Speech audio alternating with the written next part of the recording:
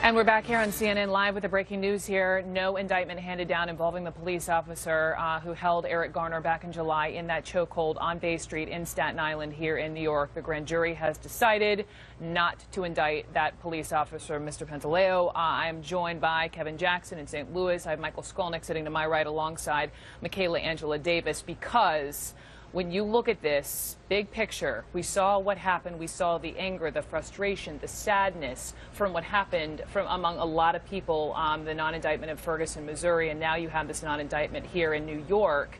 Michael Skolnick, first to you, because you all have been madly on your phones ever since this news broke. The big event tonight in the city is the lighting of the Christmas tree in Rockefeller Center. And are you hearing anything about that? Well, I'm hearing a lot of things. A lot of folks are confused on what to do and where to go, and there's a lot of pain. A lot of people are very, very upset and frustrated. There's a call to go to Foley Square right now, which is downtown New York City. We will be there. There's a call to go to Staten Island. There's a call to go to the Christmas tree lighting in Rockefeller Center. But we will march peacefully. Let's be very clear. We will march peacefully. We have the protection. I was with the mayor on Monday in D.C. with the meeting with the president, and the mayor promised us that he will allow us to march peacefully through the city and protect our First Amendment rights, and I trust that he will. He has done an incredible job trying to reform this police department in his first 10 months here in office, and I respect that man. But he has a long way to go to fix these problems in NYPD. And we will march peacefully, because what we saw today in Staten Island is an injustice. If the body cameras, and the president is asking for 50,000 new body cameras. We know that's not enough. It's a step. But we saw this death on camera. We need more. We need de-escalation tactics training for police. We need implicit and explicit bias training for police. We need a lot more than just body cameras. But folks will march in the city tonight. I will join them proudly, and we will march peacefully. You said your Twitter feed is full of pain. It is full of pain, and that's really what we're seeing illustrated in the marching, in the rioting. It's misdirected pain. It's not right, but that's what it is, and that's what hurts when people get, you know, reprimanded for expressing their pain. These are people that feel hopeless and helpless. But you know, I want to echo what Michael said. I think in New York, you'll see a different kind of thing. We have to gather. It's like what humans have to do when they're in that kind of pain. When you lose someone in your family, you want your family around you. The community needs to come together. We need to do something, because it is a mix of pain and anger and frustration and confusion. I think the system needs to be indicted, because it's confusing to us, right? Like, it's illegal, but it's not against the law. It's not a procedure that they should do, but the chokehold, right? So we're getting all this information that still doesn't equal why that man died. He tapped out like it was the UFC. He said, I can't breathe, I can't breathe. You saw his hand like go stiff. And so these police officers also can't tell that someone is asthmatic. Like, so there's also training that you saw that was flawed.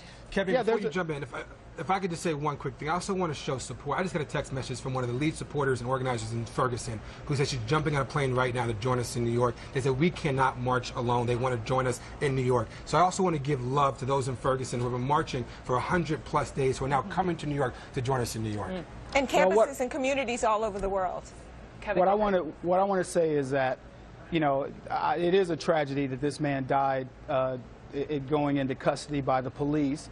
And I would venture to tell you the police are pretty upset about his death as well. But it can't be overlooked that if you just obey and do what the cops ask you to do, you're probably going to survive most encounters. And here we are.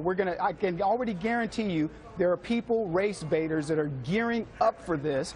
And they're not looking at this in just the myopics of what happened to this particular man. It's going to blow up bigger than life, not because they care about his death necessarily, but because there's supposedly some agenda. There's not a cop in New York that participated in that is happy that this man died. And people are going to overlook that. They're also going to overlook that they were doing their jobs, enforcing the law. One of the prosecutors said they can't pick and choose which laws they enforce. So it is a tragedy, but it isn't a tragedy that needs to blow up to be something like the cops are anti-American, anti-citizen, and we need to start rewriting a whole bunch of rules. Should procedures be looked at? Absolutely. Michael, I see you shaking your head. None of us are anti-cop. None of us are saying that cops are bad and they all should be indicted. We are looking at this particular case. We want an arrest for this gentleman, not an arrest for all the NYPD and all the personnel NYPD, for this gentleman. We wanted an arrest of Darren Wilson. He wasn't the only one involved in this. There were many police. Kevin, let me ask you a question. Were cigarettes found in Eric Garner? Do you know? The cigarettes were actually found. He was allegedly thought to be selling cigarettes. Were they found? Look, I'm not going to get into the technicalities of the case. Somebody called. The cops showed up. How do you know he was doing his job? They weren't targeting him. They didn't have some big FBI sting after him. They arrested him multiple times before. Of course, they were targeting him. Apparently, then he's done it. Apparently, he's done it then multiple times before. If he's been arrested 31 times. Yeah. But you know what's interesting? Also, they said that they know his history. They also know the history of that police officer. He made a perfect that was questionable. But part of what also people are responding to, there was a video that went viral where you saw a very large white man have an encounter with the police in a fast food restaurant. Oh, here we he go. punched the police. Let her finish. Let her finish. He punched them. They tased him. He punched him again. Like they were having a real fist fight. It wasn't an alleged lunge. They were actually fighting, and they tased him to the ground. And they de-escalated the violence. So what we're saying is that this is what we would like to see. We'd like to see things be de-escalated by the police, not the violence. I want to make one final point. Death. I want to make a point to what Michael said. 31 times this man had been arrested. 31 times he had been and confronted by the police. And this is the time where something happened. So he's had multiple encounters with the cops doing probably the same type of thing, and nothing happened. This is not something to escalate beyond what it is. It is a tragedy. It should be looked at. I'm not saying people should not necessarily want to protest and find out more, but don't try to make it more than what it is and race bait and make it appear as though cops have a vendetta against black people, because what Michaela is saying is if he were white, this wouldn't happen. Hold on. Let me jump in. I appreciate all of your perspectives. We do have to take a quick break.